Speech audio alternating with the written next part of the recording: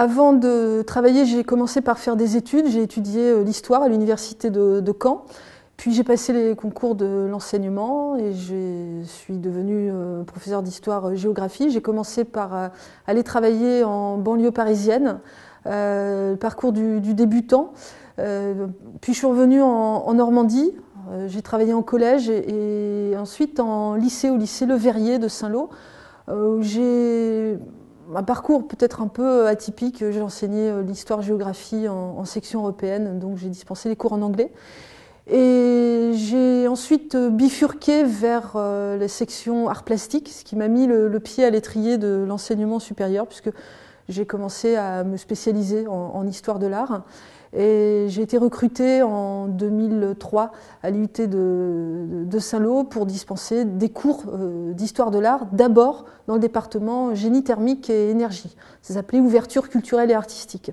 Et puis j'ai été recrutée comme enseignante titulaire en 2004. Et puis là, j'ai commencé à travailler sur la communication visuelle depuis l'histoire de l'art jusqu'à la scénarisation, à l'écriture pour les médias numériques. Et je me suis spécialisée en recherche avec une thèse de doctorat sur la restitution virtuelle d'espaces-temps disparus, donc associer les nouvelles technologies au patrimoine.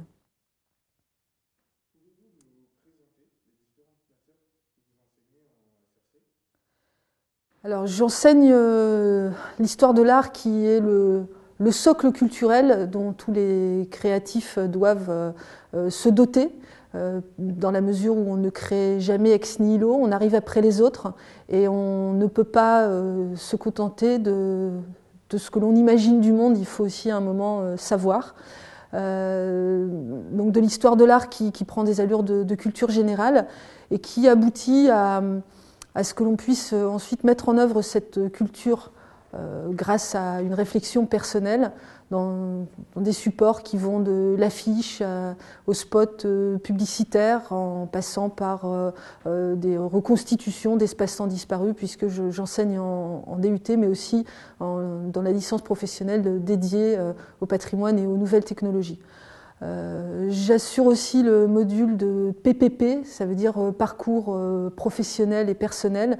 C'est une orientation au long cours pour les étudiants qui réfléchissent sur le métier auquel ils se destinent et sur la voie qui est la plus appropriée pour eux pour y parvenir, en réfléchissant aussi aux bons choix pour leurs projets tutorés, stages, de manière à ce que, arrivant sur le marché du travail sans expérience professionnelle, ils aient tout de même acquis au fil des années une expérience au sein de leur formation.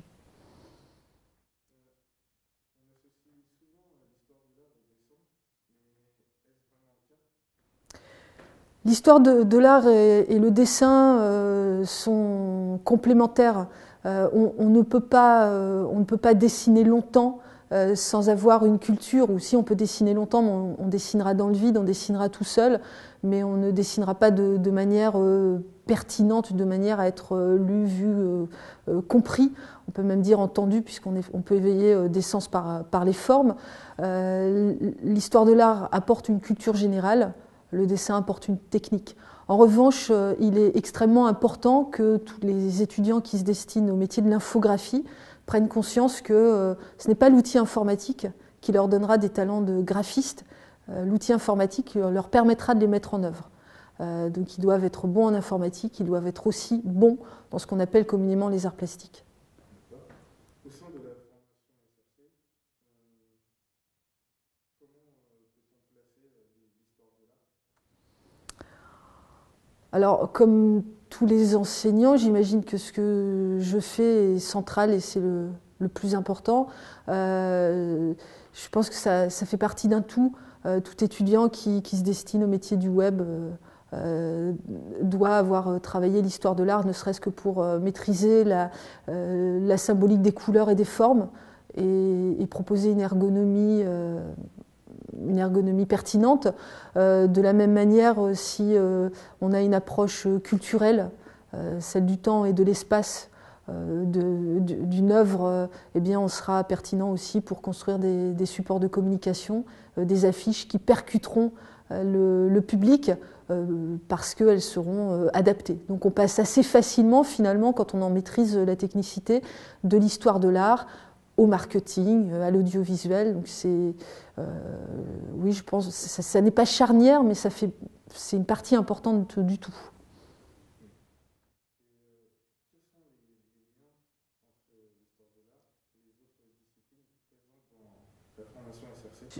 Je crois qu'il y a une difficulté par rapport à ces enseignements-là qu'on dit souvent littéraires. Comme ils sont littéraires, ils n'ont pas l'air scientifiques. Et on pense que la créativité, c'est de l'intuition. La créativité, c'est de la technique, ça se travaille, ça se nourrit. Donc il faut être cultivé et beaucoup pratiqué. Ce qui est difficile, c'est donc de motiver les étudiants en leur expliquant qu'il faut qu'ils travaillent pour progresser, parce que là où dans un programme informatique, si ça fonctionne, on le sait tout de suite parce que le programme s'allume ou ne s'allume pas, l'affiche, le site internet, s'il n'est pas efficace en termes de message, on ne le saura pas tout de suite, parce qu'il existera tout de même. Mais exister, ça ne suffit pas en soi, il faut qu'il soit pertinent et percutant. Et ça c'est une vraie difficulté de faire comprendre ça aux étudiants, parce qu'on a l'impression qu'on a un mot à dire sur tout et que finalement c'est facile. Alors c'est facile de faire du coloriage, mais pas forcément de l'infographie. Et c'est facile d'aligner 4 mots, mais ça ne fait pas forcément de la communication. Donc quand on veut faire la communication visuelle, il faut aussi bien maîtriser la technique d'expression que les outils informatiques. Et c'est du travail tout ça.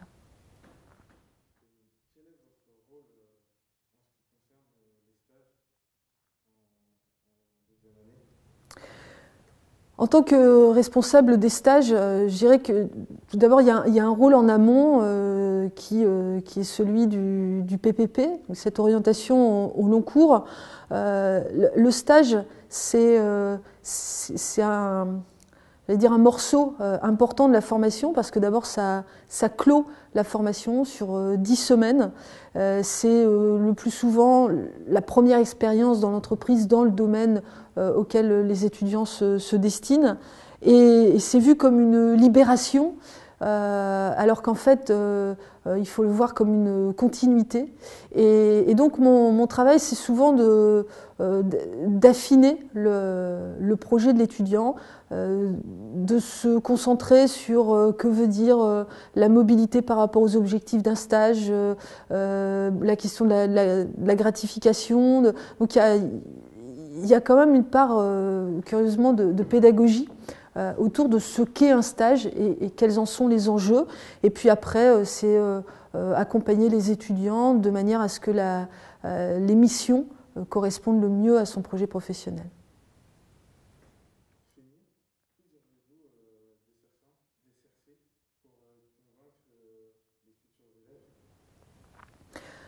Convaincre des candidats de nous rejoindre. Alors avant de les convaincre, je les enjoindrais à bien comprendre pourquoi ils voudraient venir. C'est-à-dire que ce sont des domaines informatiques au sens large, le multimédia, le web, qui sont souvent pour les adolescents ou les jeunes adultes qui viennent chez nous une passion. Et nous devons transformer cette passion en des compétences, en un profil pour un métier. Et convaincre les étudiants de s'inscrire chez nous, c'est dire, il ne suffit pas d'avoir du goût pour, il faut des compétences. Ces compétences, elles doivent être transversales. Donc SRC, c'est difficile parce qu'il faut donc des compétences techniques, technologiques, des compétences scientifiques et des compétences littéraires aussi. Donc ça fait un gros volant de compétences sur des profils très différents, alors que le lycée a jusque-là bien séparé les littéraires, les scientifiques et les profils techno. Nous, on les regroupe. C'est pas qu'il y a besoin de tout pour faire un monde, mais là, c'est un monde dans lequel il y a besoin de tout savoir-faire, pas au niveau de l'expertise, mais en tous les cas au niveau d'une polyvalence qui permette de discuter avec tous les acteurs qui participent à la chaîne de production, la chaîne de valeur d'un produit. Donc je pense que c'est une belle expérience SRC qu'il faut prendre au sérieux. Je pense que c'est la bonne formation qui permet de passer de la passion au monde professionnel.